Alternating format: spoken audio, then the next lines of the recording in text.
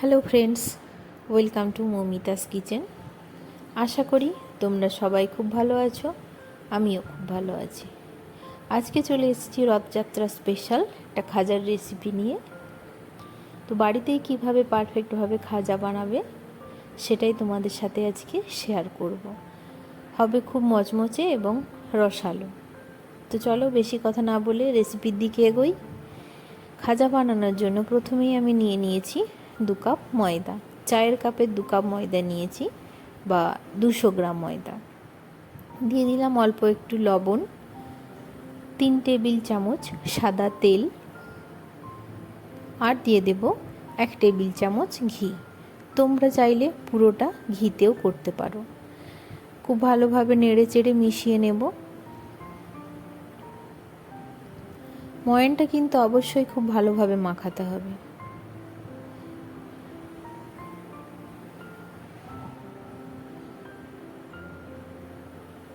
ময়ানটা দেওয়া হয়েছে কিনা বোঝার জন্য এরকম দলা পাকিয়ে দেখবে, হাতের মধ্যে প্রেস করে।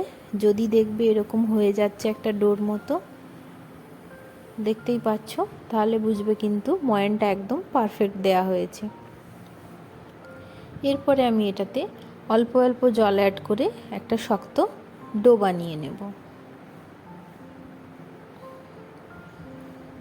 জল দিয়ে মাখিয়ে নিলাম।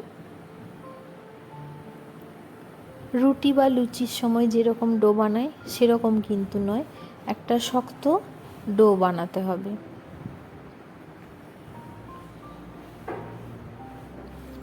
বুঝতেই পারছো তোমরা কতটা শক্ত রেখেছি ডোটাকে। এই পরিমাণেই শক্ত রাখতে হবে। ডোটা মাখা হয়ে গেছে। এটাকে আমি এবারে কিছুক্ষণের জন্য রেস্টে রেখে দেব। তার ফলে কি হবে, ডোটা কিন্তু এতটাও শক্ত থাকবে না, আর একটু নরম হয়ে যাবে। এটাকে ঢেকে একটা সাইডে রেখে দিলাম।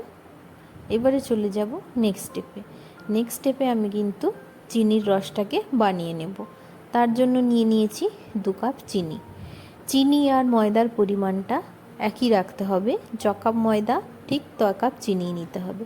2 কাপ ময়দা নিয়েছিলাম বা 200 গ্রাম ময়দা, তাতে কিন্তু 2 কাপ চিনি নেব। আমি চায়ের কাপে মেপেই নিয়েছি 2 কাপ চিনি আর 2 কাপ ময়দা।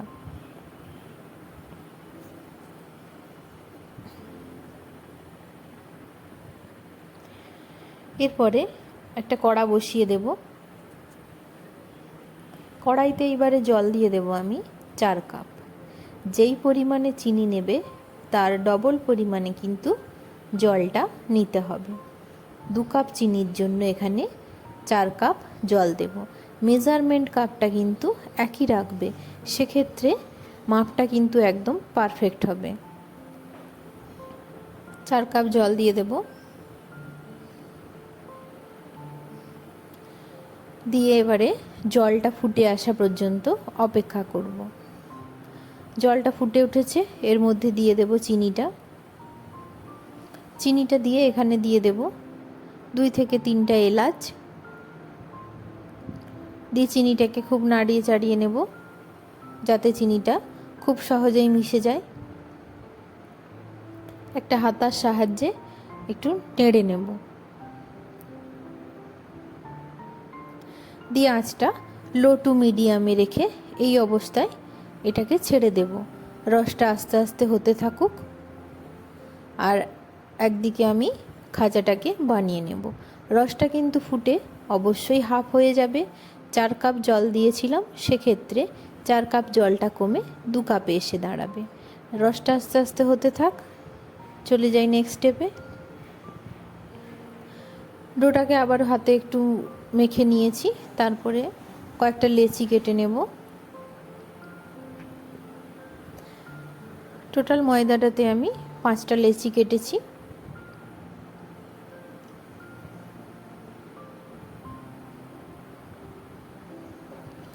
এরপরে এক এক করে সব কটাকে আমি বেলে নেব রুটির আকারে। যতটা পাতলা করা সম্ভব ততটা কিন্তু পাতলা করে নেবে। বেলতে একটু কষ্ট হবে, কারণ একটু শক্ত তো ডোটা, সেক্ষেত্রে একটু সাবধানে বেলতে হবে। ময়দা কিন্তু খুব বেশি ইউজ করা যাবে না, অল্প অল্প ময়দা দিয়ে বেলে নিতে হবে।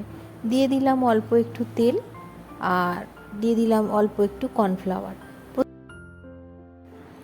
এরপরে প্রত্যেক কটাকেই আমি এরকম স্টেপ বাই স্টেপ অয়েল দেব, কর্নফ্লাওয়ার ছড়াবো, আর তার উপরে দিয়ে দেব আরেকটা করে রুটি। এইভাবে দিয়ে আমি বানিয়ে নেব।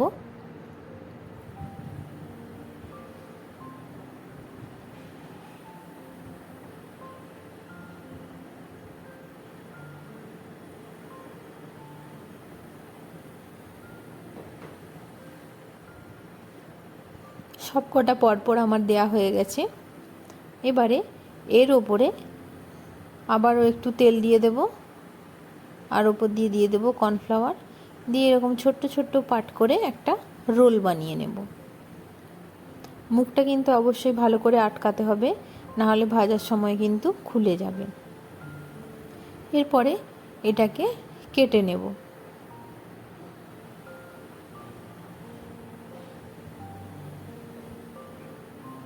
কেটে নিয়ে এটাকে একটু হাতের সাহায্যে লম্বা লম্বা করে নেব, অর্থাৎ একটু হাত দিয়ে প্রেস করে লম্বা লম্বা করে নেব। দেখতেই পাচ্ছ এরকম সব কটাকে করে নিয়েছি। এরপরে চলে গেছি চিনির শিরাটার কাছে। চিনির শিরাটা একদম হয়ে গেছে, হাফ হয়ে গেছে, দেখো একটা চটচটে ভাবও চলে এসছে। চিনির শিরাটা আমার একদম কমপ্লিট। এটাকে এবারে আমি সাইডে রেখে দেব, দিয়ে খাজাগুলোকে ভেজে নেব। খাজাগুলো ভাজার জন্য কড়াই দিয়ে দিয়েছি বেশ কিছুটা তেল। তেলটা গরম হলে এর মধ্যে দিয়ে দেব খাজাগুলো।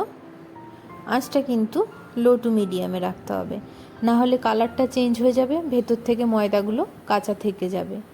আর বারবার এরকমভাবে একটু নেড়ে চেড়ে নিতে হবে, না হলে প্রত্যেকটা পিঠ অন্যরকম কালার হয়ে যাবে। যাতে কালারটা একই রকম রাখা যায়, সেই জন্য মাঝে মাঝে এরকম উল্টে পাল্টে নেড়ে ভালোভাবে ভেজে নিতে হবে। এটাকে আমি আর বেশি ভাজবো না। দেখতে পাচ্ছ একটু লাল লাল কালার হয়েছে, আর একদম লাল করব না, বেশ একটা মিষ্টি মিষ্টি কালার এসেছে। ব্যাস এই অবস্থাতেই আমি এগুলোকে তুলে নেব। খুব বেশি ভাজলে কালারটা চেঞ্জ হয়ে যাবে, দেখতেও অতটা ভালো লাগবে না। এরকম মিষ্টি গোল্ডেন কালার হবে, তুলে নেব এরপরেই। দেখতেই পাচ্ছ সব কটাকে তুলে নিয়েছি, আর বাকি যেগুলো আছে সেগুলোকেও আমি এবারে এইভাবে ভেজে নেব। তারপরে চিনির শিরাটা তো ঠান্ডা হয়ে গেছিলো, এটাকে হালকা একটু গরম করে নেব। ফোটাবো না, একটু গরম করে নেব। ফুটিয়ে নিলে বা খুব বেশি গরম করলে এর মধ্যে দিলে কিন্তু খাজাটা সহজেই নরম হয়ে যাবে, মুচমুচে ভাবটা থাকবে না। এর মধ্যে দিয়ে দিলাম রসটা হালকা একটু গরম করে। ব্যাস এটাকে এই অবস্থাতেই ছেড়ে দেব 3 থেকে 4 মিনিট।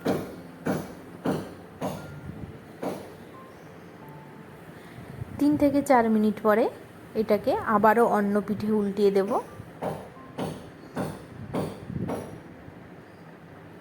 অন্য পিঠে উল্টিয়ে এভাবেই 3 থেকে 4 মিনিট রেখে দেব। মোটামুটি 6 থেকে 7 মিনিট কিংবা 8 মিনিট মতো আমি রসে রাখবো, এর থেকে বেশি সময় আমি রাখবো না। তার ফলে কী হবে, রসটা খুব বেশি টেনে নেবে, আর ক্রাঞ্চি ভাবটাও থাকবে না, নরম হয়ে যাবে খাজাগুলো একদম। এরপরে এটাকে আমি তুলে নেব একটা পাত্রে।